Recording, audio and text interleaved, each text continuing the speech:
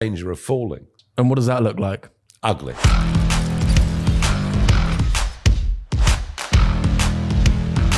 If we as a nation don't get a grip of this subject, we're sunk. So what does the future hold on that note? If healthcare keeps getting busier and the housing crisis increases, at what point does that stop? Does it stop? Where do you see us ending up?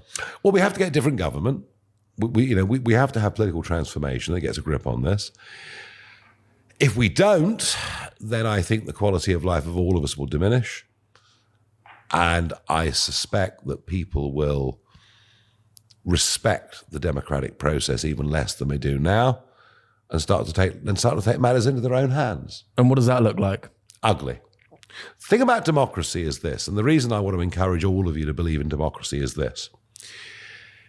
We may not like the fact that Labour have won or the Tories have won, but we say to ourselves, you know what? It was a fair fight.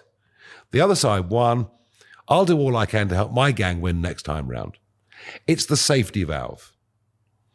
If you take away democracy, if you believe that voting doesn't matter, and if you can't change things through voting, well, then you want to change things through what? Violence, right? Democracy is the way you stop people achieving change through violence, and violence leads to bloodshed and misery and loss and all of those things. And I really don't think this is being taught at schools. How important democracy is for us in Western Christian-based cultures. Well, because no one loses now. No one's learning like, oh, there's losers and there's winners. I know. There's all of these participation awards. But I mean, this concept of freedom of speech, this concept of the nation state, this concept of democratic self-government, these were things that mattered to just a couple of generations before us sitting here, that twice we went to war to defend those principles at absolutely massive, catastrophic cost. Why are these principles not being taught to young people? I think we've lost our way. I think the educational establishment no longer knows what it's there to do. I also think it's quite funny, really, that when you have things that are of great value, unless they're threatened, you don't realize how important they are. It's quite funny. You know, the idea that the Kaiser or Hitler might march into the country and take away our freedoms maybe sharpen people's minds and people's focus as to what happened. And because we've all lived, and yes, of course, we've had British soldiers killed and maimed in Afghanistan and Northern Ireland and all the rest of it. But there's been no direct threat to us now, you know, for getting on for 80 years. These freedoms aren't valued as much as they were because they've not been threatened. Yeah, I think making it harder for people to come into the UK would actually make us value the UK more, because like in America, they have so much patriotism and all of that stuff. And then in Australia, they're proud of their countries and it's seen as an achievement to actually get in and get a job over there. So maybe by having this harder system to get in, we would have that spirit Well, again. I would like to think that, you know, the British passport should be a very important prize, not something dished out like confetti. And I think that is very, very important. And, you know, values matter. Community matters. You know, family matters. Community matters. Country matters. These are blocks and units that have been shown through human evolution to have value. Things that we are prepared to stand up and fight for. And there is an extreme left-wing Marxist attempt, which has infiltrated much of our education system, to tell us that family doesn't matter anymore. Yeah. And, you know, all the evidence is this. And, you know, we all live imperfect lives and divorces and things that happen. But all the evidence is that if you have kids that are brought up by a man and a woman living together in marriage, their life chances are much, much better than those that don't. And it's just as simple as that, you know. And as I say, none of us live perfect lives. But the idea that we denigrate the family, the idea that we denigrate the sense of community. Oh no, your community is not diverse enough. Well, do you know what? If it works and people care for each other, isn't that what really matters, rather than tokenism to what gender number we've got, or what racial number we've got, or what sexual preference number we've got, or all of those things. And country matters. Country matters.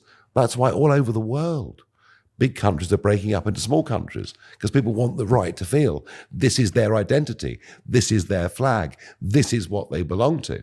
And this is all under attack from the Marxist establishment. That's why it's not being taught at school. Something that really frustrates me is with like the Hollywood system and how they're hiring people coming in, writers that don't necessarily have the skills to write the Hollywood blockbusters, but they're in there because they're diverse and they're ticking boxes. And it's happening across all of society. I know that films are the least of our concerns because it's happening in the banking systems. And I know you've faced lots of issues with banks recently. But do you think we're actually moving away from equality? Because it's not equality of meritocracy, is it? It's to do with ticking a box at the end of the day. I have a dream, Martin Luther King said. Possibly one of the greatest, if you haven't heard his speeches, you should, I'm sure you have, but you should. And I'd urge the audience, Google Martin Luther King, have a look. His oratory was so good, it was almost like singing. I have a dream that one day my 4 children will be judged not by the color of their skin, not by the color of their skin, but by the content of their character. Right? So I grew up in the 1980s, when I was a young adult, in the 1980s, when Margaret Thatcher believed that it didn't matter whether you were Jewish, whether you were Christian, whether you were Asian, black, whatever. Didn't matter whether you'd been to university and got a degree. Didn't matter whether you were humble, working class, or aristocratic. You got on according to ability, hard work, honesty, and decency. This was a meritocratic society where people were able to move and advance and get on. Inshallah, today the idea is that we're going to be preparing hot meals, we're cooking, we've got a commercial kitchen that we've set up. And we're now chucking all that out of the window with this idea of rights. I'm black, I'm Asian, I'm gay, I'm this, I'm that, I'm the other. We must have quotas. The banking sector, now full of idiots. Full of idiots. People promoted not on ability, but on ethnicity. We've got to get away, or gender, or whatever it may be. We've got to get away from all of that, or we're never going to achieve our goals as a country. And, the white male, you lot, are going to feel that the world's against you. And Andrew Tate tapped into that. Andrew Tate tapped into that. You're going to feel the world's against you. You're going to feel resentful. You're going to feel angry, rather than being optimistic and hopeful for the future. These are massive cultural battles. And I'm not pretending that I can wave a magic wand or anybody else can. But I think before you can solve a problem, I think you first need to identify what it is. And I believe that's what it is. To look at the other side of that, if we're not hiring people from different diverse groups, do we then end up with a society that is ultimately controlled by one type of person? No. Which then affects, the young people in those diverse groups, which won't have as much opportunity later down the line? It is possible that certain diverse groups through culture will do better than others. Yeah. Look, let's be frank about this. If you grow up in this country in a Hindu family, the chances of marital breakdown are very small. The chances of educational encouragement are incredibly high. The culture within that family and community, that hard work, achievement is everything in your life, is at a different level to the rest of us. It's just a fact. And there are other community groups who would place different priorities. But I'm going to pick out a positive, not a negative example. Because if I pick out a negative one, they'll all scream at me and say I'm ghastly. So there is no doubt that if you're born a young Hindu male or female today, your chances of success, age 25, 30, are far greater than if you're born to a white working class family on a council estate in the north of England. And much of that is cultural.